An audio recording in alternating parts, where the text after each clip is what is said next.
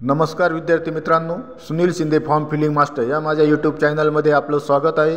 मी सुनील शिंदे आपल्यासाठी पुन्हा एकदा एक नवीन व्हिडिओ घेऊन आलो आहे। ज्ञानज्योती सावित्रीबाई फुले आधार योजना।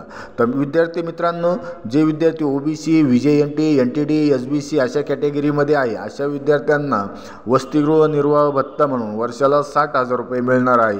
त्यासाठी मित्रांनो ऑनलाईन फॉर्म कसा भरायचा व त्यासाठी पात्रता काय असणार आहे, कागदपत्रे कोणकोणती लागणार आहेत, त्यासाठी अटी काय आहेत याची संपूर्ण माहिती आपण या व्हिडिओद्वारे बघणार आहोत। तर मित्रांनो, ज्या विद्यार्थ्यांनी प्रोफेशनल व नॉन प्रोफेशनल कोर्सेससाठी ॲडमिशन घेतलेलं आहे तर यामध्ये प्रोफेशनल कोर्समध्ये तुमचं इंजिनिअरिंग, फार्मसी, डिप्लोमा, त्यानंतर ॲग्रिकल्चर, आर्किटेक्चर असे कोर्सेस आहे। तर ज्या विद्यार्थ्यांनी फर्स्ट इयर किंवा जे विद्यार्थी सेकंड इयर, थर्ड इयर आणि लास्ट इयरला आहे असे विद्यार्थी त्यांचा फॉर्म रिन्यू करू शकतात। तर मित्रांनो, यासाठी आपण जर माझ्या यूट्यूब चॅनलवरती नवीन आला असाल तर माझ्या यूट्यूब चॅनलला लाईक करा, शेअर करा आणि सबस्क्राईब करा। त्यामुळे तुम्हाला असेच नवनवीन व्हिडिओ आणि अपडेट भेटत राहतील। तर चला मित्रांनो, आता आपण व्हिडिओ सुरू करूया। तर विद्यार्थी मित्रांनो, या ठिकाणी सुरुवातीला hmas.mahait.org या वेबसाईटला आपल्याला यायचं आहे। तर मित्रांनो, या वेबसाईटची जी लिंक आहे ती मी माझ्या डिस्क्रिप्शन बॉक्समध्ये टाकलेली आहे। आपण डायरेक्टली तिथून पण लॉग इन करू शकता। तर मित्रांनो, ही वेबसाईट ओपन झाल्यानंतर यामध्ये जर आपण फर्स्ट टाईम युजर असाल तर या ठिकाणी रजिस्ट्रेशन करायचं आहे आणि आपण अगोदर रजिस्ट्रेशन केलं असेल तर या ठिकाणी डायरेक्टली आपण लॉग इन करायचं आहे। तर या ठिकाणी मी न्यू युजर आहे म्हणून रजिस्ट्रेशन या बटनावरती क्लिक केलं आहे। त्यावरती क्लिक केल्यानंतर मित्रांनो, या ठिकाणी आपल्याला आपला युजर नेम टाकून घ्यायचा आहे आणि युजर नेम आपल्याला टाकल्यानंतर चेक अवेलेबिलिटीवरती क्लिक करायचं आहे। त्यानंतर या ठिकाणी पासवर्ड टाकायचा आहे। तर मित्रांनो, पासवर्ड टाकताना केस सेन्सिटिव्ह टाकायचा आहे। त्यामध्ये एक कॅपिटल लेटर पाहिजे, स्मॉल लेटर पाहिजे, स्पेशल कॅरेक्टर पाहिजे आणि न्यूमेरिक पाहिजे। अशा पद्धतीने आपल्याला पासवर्ड टाकून घ्यायचा आहे। त्यानंतर या ठिकाणी आपला ईमेल आय डी टाकायचा आहे आणि ईमेल आय डी टाकल्यानंतर या ठिकाणी सेंड OTP वरती क्लिक करायचं आहे। त्यानंतर आपल्या ईमेल आय डीला जो OTP येईल तो OTP या ठिकाणी टाकून घ्यायचा आहे आणि तो व्हेरीफाय करून घ्यायचा आहे। त्याच पद्धतीने या ठिकाणी आपला मोबाईल नंबर टाकायचा आहे।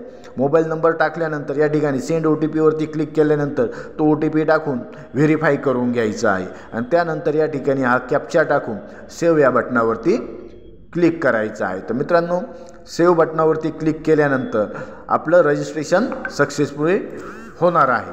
त्यानंतर रजिस्ट्रेशन सक्सेसफुली झाल्यानंतर पुन्हा आपल्याला होम पेजला यायचं आहे आणि होम पेजला आल्यानंतर या ठिकाणी आपला जो युजर नेम आहे ते युजर नेम या ठिकाणी टाकून घ्यायचं आहे आणि युजर नेम टाकल्यानंतर या ठिकाणी आपण जो पासवर्ड सेट केला आहे तो पासवर्ड या ठिकाणी टाकायचा आहे।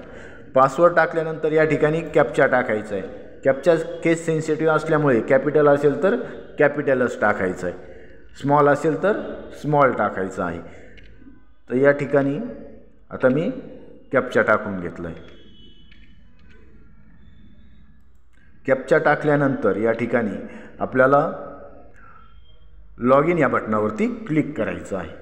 त्यावरती क्लिक केल्यानंतर मित्रांनो, या ठिकाणी आता आपलं होम पेज ओपन झालेलं आहे। तर या ठिकाणी social justice and special assistance department म्हणजे SC कॅटेगरीचे जे विद्यार्थी आहे त्यासाठी या ठिकाणी हॉस्टेल स्कीम आणि स्वधार स्कीम दिलेली आहे। त्यानंतर अदर बॅकवर्ड बहुजन वेलफेअर डिपार्टमेंट, तर यामध्ये हॉस्टेल स्कीमवरती क्लिक करायचं आहे आणि त्यावरती क्लिक केल्यानंतर मित्रांनो, या ठिकाणी आपल्याला ओव्हरव्ह्यू, इलिजिबिलिटी आणि डॉक्युमेंट्स रिक्वायर असे 3 ऑप्शन आहेत। यामध्ये सुरुवातीला आपण इलिजिबिलिटी बघून घ्यायची आहे। तर यामध्ये applicant should be resident of Maharashtra म्हणजे जो अर्जदार आहे तो महाराष्ट्रातील रहिवासी पाहिजे। त्यानंतर for professional courses caste certificate and caste validity ही रिक्वायर आहे।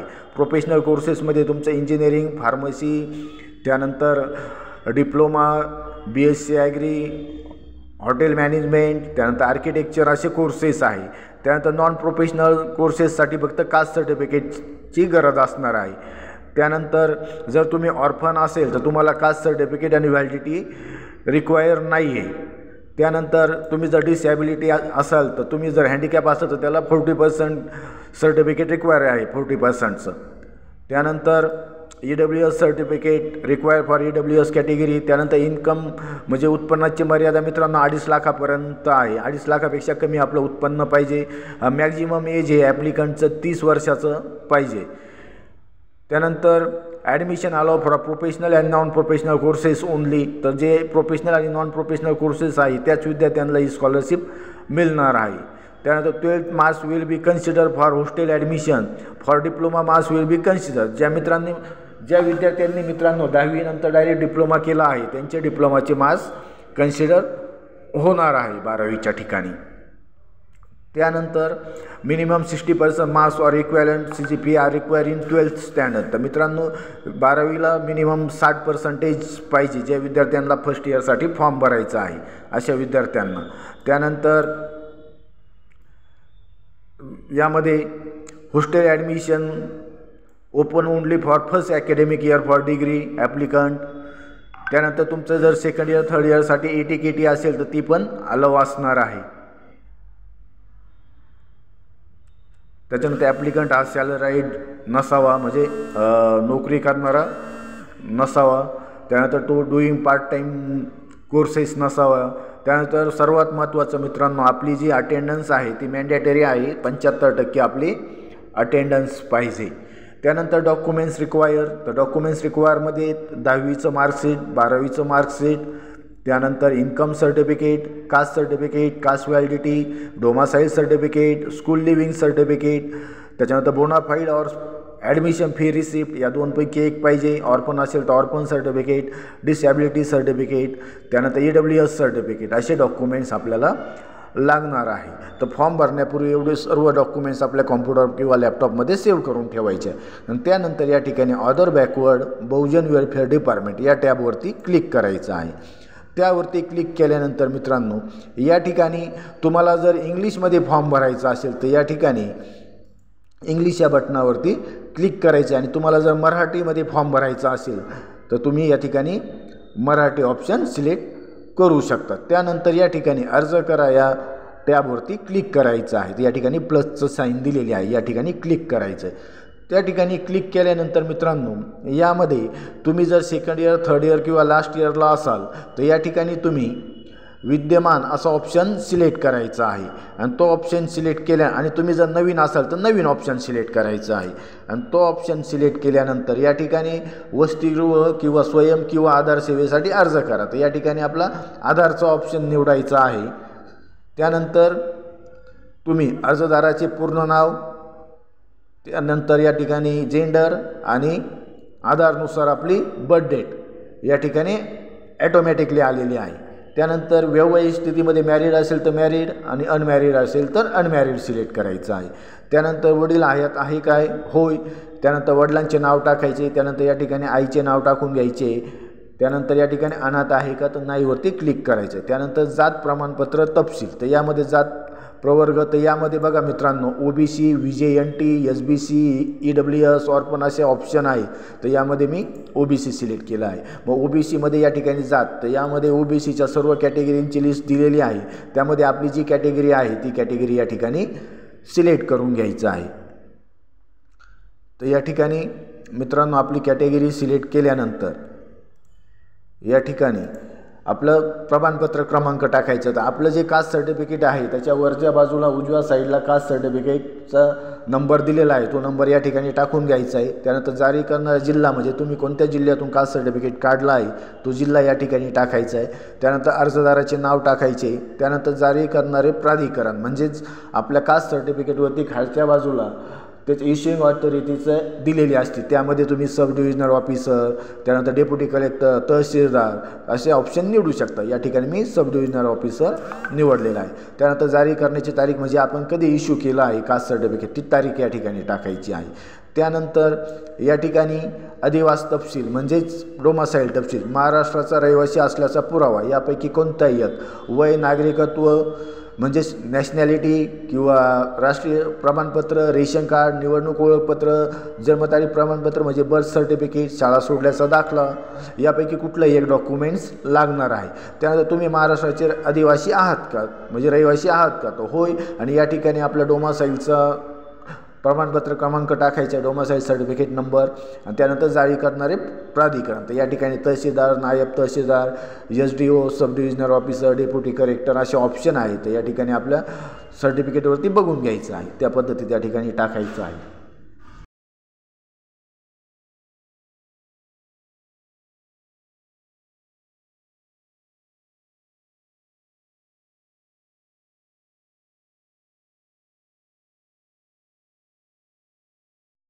तर विद्यार्थी मित्रांनो, या ठिकाणी उत्पन्न तर या ठिकाणी जर तुमच्या कौटुंबिक वार्षिक उत्पन्न हे 2.5 लाखापेक्षा कमी पाहिजे किंवा समान पाहिजे तर या ठिकाणी होयवरती क्लिक करायचं आणि या ठिकाणी आपलं वार्षिक उत्पन्न जे आहे ते या ठिकाणी टाकून घ्यायचं आहे आणि त्यानंतर या ठिकाणी सेव्ह या बटनावरती क्लिक करायचं आहे। तर मित्रांनो, आता आपली फर्स्ट स्टेज कंप्लीट झालेली आहे। आपल्याला टोटल 7 स्टेपमध्ये फॉर्म भरायचा आहे। तर यामध्ये वैयक्तिक माहिती म्हणजेच पर्सनल डिटेल्स आपली कंप्लीट झालेली आहे। त्यानंतर आपल्याला या ठिकाणी ॲड्रेस, त्यानंतर पॅरेंट्स ॲड्रेस, घरच्यांचा पत्ता, त्यानंतर चालू अभ्यासक्रम, मागील अभ्यासक्रम, इतर तपशील आणि डॉक्युमेंट्स अपलोड असे 7 स्टेप आहे। तर यामध्ये आता सेकंड स्टेप आहे आपला पत्ता टाकायचा। तर या ठिकाणी आपण पत्ता टाकून घ्यायचा, आपलं गावाचं नाव वगैरे टाकायचं आहे। त्यानंतर आपलं राज्य सिलेक्ट करायचं आहे, जिल्हा सिलेक्ट करायचा आहे, या ठिकाणी तालुका सिलेक्ट करायचा आहे। तालुका सिलेक्ट केल्यानंतर या ठिकाणी गावामध्ये आपल्या संपूर्ण गावाची लिस्ट दिसणार आहे, ते गावं सिलेक्ट करायचं आहे आणि ते गाव सिलेक्ट केल्यानंतर या ठिकाणी आपला पिन कोड टाकायचा आहे आणि त्यानंतर मित्रांनो या ठिकाणी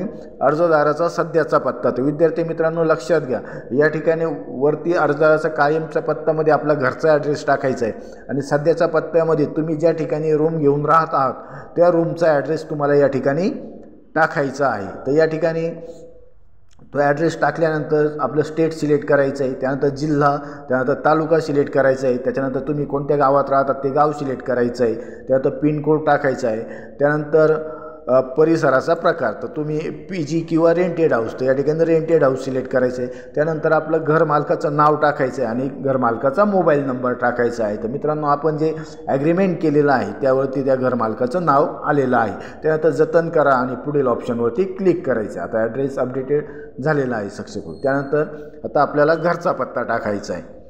तर या ठिकाणी पत्ता टाकताना व्यवस्थित टाकून घ्यायचं आहे, आपलं राज्य, जिल्हा, तालुका, गाव सिलेक्ट करायचं आहे, पिन कोड टाकायचा आहे, वडिलांचा मेल ID असेल तर मेल ID टाका, त्यांचा मोबाईल नंबर टाकायचा आहे आणि त्यानंतर स्थानिक पालकांचा पत्रव्यवहारचा पत्ता तो जर सेम असेल तर या ठिकाणी टिक करायचे, पालकांच्या पत्त्याप्रमाणेच या ठिकाणी असे क्लिक करून घ्यायचं आहे आणि त्यानंतर या ठिकाणी जतन करा आणि पुढील ऑप्शन सिलेक्ट करायचं आहे आणि त्यानंतर मित्रांनो आता आपली 4थी स्टेप अत्यंत महत्त्वाची आहे, चालू अभ्यासक्रम। तर यामध्ये आपण सध्या कुठल्या कॉलेजमध्ये आपण ॲडमिशन घेतलं आहे त्याचं राज्य सिलेक्ट करायचं आहे, त्यानंतर त्या कॉलेजचा जिल्हा सिलेक्ट करायचा आहे, तालुका सिलेक्ट करायचा आहे, त्यानंतर कॉलेजचं गाव सिलेक्ट करायचं आहे।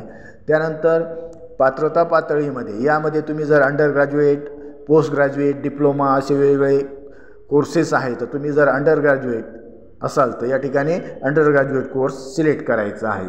त्यामध्ये मग अंडर ग्रॅज्युएट कोर्सेसमध्ये भरपूर टाईप्स आहे, या ठिकाणी आपल्याला ते सर्व दिसत आहे। यामध्ये engineering, pharmacy, architecture, agriculture, hostel management, diploma असे वेगवेगळे प्रकार आहेत। तर यामध्ये समजा तुम्ही फार्मसीला असाल तर फार्मसी ऑप्शन सिलेक्ट करायचं आहे। त्यानंतर फार्मसी ऑप्शन सिलेक्ट केल्यानंतर या ठिकाणी आपल्याला महाविद्यालयाचे नाव म्हणजे आपल्या कॉलेजचे नाव, तर या ठिकाणी सर्व कॉलेजची लिस्ट दिसते, त्यामध्ये आपल्या कॉलेजचे नाव सिलेक्ट करायचं आहे।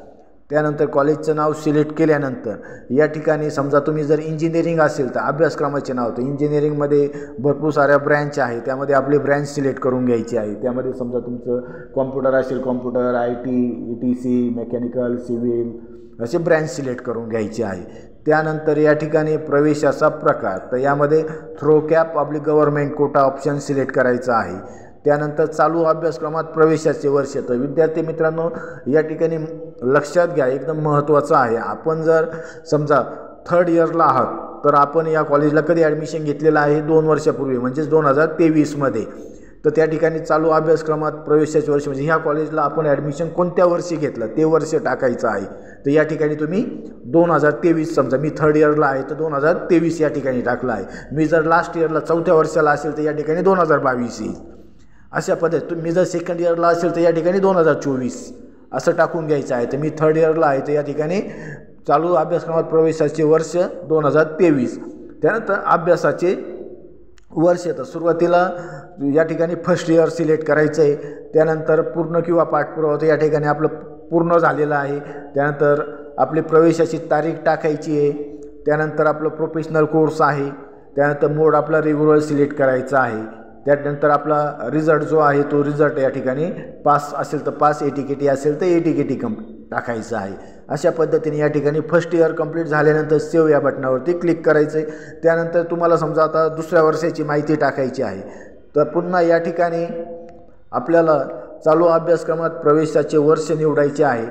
आणि ते वर्ष निवडल्यानंतर या ठिकाणी अभ्यासाचे वर्ष सेकंड इयर आणि तुम्ही आता 2024मध्ये आहात सेकंड इयरला, त्यानंतर इथे पास असेल तर पास, त्यानंतर तुमचं प्रवेशाची तारीख टाकायची आणि सेव्ह करायची, त्यानंतर तुम्ही थर्ड इयरची इन्फॉर्मेशन फिल करून घ्यायची। अशा पद्धतीने यामध्ये सर्व माहिती फिल केल्यानंतर या ठिकाणी सेव्ह बटनावरती क्लिक करायचं आणि त्यानंतर सेव्ह बटनावरती क्लिक केल्यानंतर या ठिकाणी पुढे या ऑप्शनवरती क्लिक करायचं।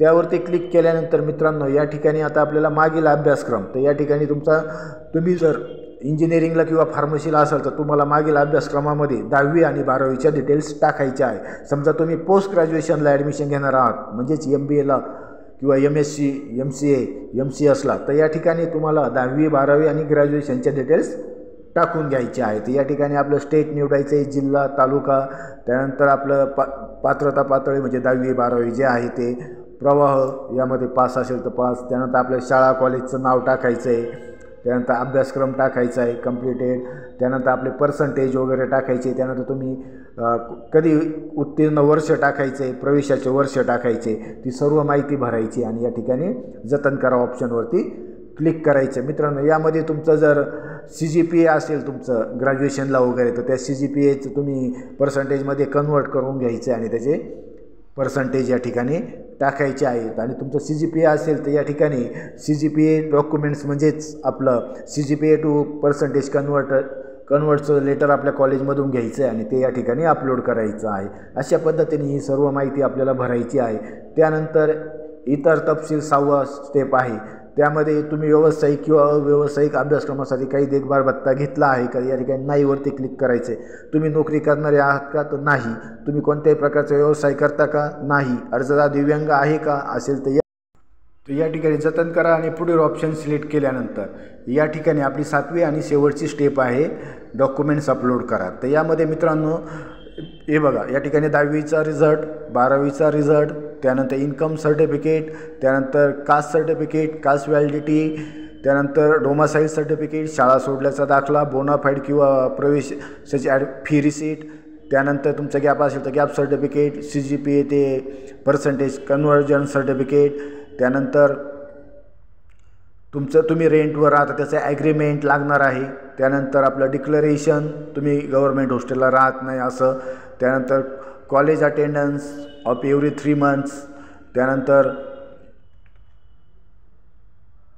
या ठिकाणी कॉलेज अटेंडन्स झाल्यानंतर आपलं लाईट बिल लागणार आहे, त्यानंतर लाईट बिल असल्यानंतर आपण ज्या ठिकाणी राहतो तिथलं लाईट बिल लागणार आहे, त्यानंतर रेंटची रिसिप्ट आणि ॲफिडेविट असे सर्व डॉक्युमेंट्स आपल्याला लागणार आहे। तर मित्रांनो डॉक्युमेंट्स अपलोड करताना आपल्याला हे PDF फॉर्मॅटमध्ये पाहिजे व त्याची मॅक्झिमम साईज ही 250 KB पाहिजे। तर या ठिकाणी मित्रांनो आपल्याला डॉक्युमेंट्स अपलोड करायचं असेल तर या ठिकाणी आपण चूज फाईल या बटनावरती क्लिक करायचे। त्यावरती क्लिक केल्यानंतर आपण कॉम्प्युटरमध्ये ज्या ठिकाणी डॉक्युमेंट्स सेव्ह करून ठेवले आहे त्या पाथला जायचं आहे आणि त्या ठिकाणी गेल्यानंतर आपण ते डॉक्युमेंट सिलेक्ट करायचं आहे आणि सिलेक्ट केल्यानंतर या ठिकाणी अपलोड या बटनावरती क्लिक करायचं आहे। त्यावरती क्लिक केल्यानंतर मित्रांनो आता आपलं डॉक्युमेंट्स अपलोड होत आहे। तर फाईल यशस्वीरित्या अपलोड झाली आहे। तर मित्रांनो आपण जे डॉक्युमेंट्स अपलोड केलं आहे ते आपण या ठिकाणी पहा या ऑप्शनवरती क्लिक करून बघून घ्यायचं आहे। समजा ते जर व्यवस्थित अपलोड झालं असेल तर काही प्रॉब्लेम नाही, पण समजा थोडं ब्लर असेल, इमेज क्लिअर नसेल PDF, तर ते आपण पुन्हा एकदा अपलोड करू शकतो। अशा पद्धतीने आपल्याला सर्व डॉक्युमेंट्स अपलोड करायचे आहे आणि सर्व डॉक्युमेंट्स अपलोड केल्यानंतर मित्रांनो या ठिकाणी लक्षात घ्या, आपण जर एकदा फॉर्म सबमिट केला तर फॉर्म सबमिट केल्यानंतर आपल्याला आपल्या फॉर्ममध्ये कुठल्याही प्रकारचे चेंजेस करता येणार नाही, फॉर्म एडिट होणार नाही। त्यामुळे सबमिट करण्याअगोदर एकदा आपण आपला फॉर्म व्यवस्थित बघून घ्यायचा आहे आणि त्यानंतरच सबमिट या बटनावरती क्लिक करायचं आहे। तर मित्रांनो आपला फॉर्म सबमिट केल्यानंतर आपल्या फॉर्मची प्रिंटआउट काढायची आणि प्रिंटआउट काढून जे डॉक्युमेंट्स आपण अपलोड केले आहे त्याचे सर्व झेरॉक्स घेऊन आपण आपल्या जवळ जे समाज कल्याण ऑफिस आहे त्या ऑफिसला आपल्याला तो फॉर्म आणि ते डॉक्युमेंट्स जमा करायचे आहे। तर मित्रांनो अशा पद्धतीने आपल्याला ज्ञानज्योती सावित्रीबाई फुले आधार योजनेचा फॉर्म भरायचा आहे। तर मित्रांनो फॉर्म भरताना जर तुम्हाला काही क्वेरी आली तर तुम्ही मला माझ्या कमेंट बॉक्समध्ये टाकू शकता। तसेच मित्रांनो तुम्हाला जर हा व्हिडिओ आवडला असेल तर याला नक्की लाईक करा, शेअर करा आणि सबस्क्राईब करा। थँक्यू।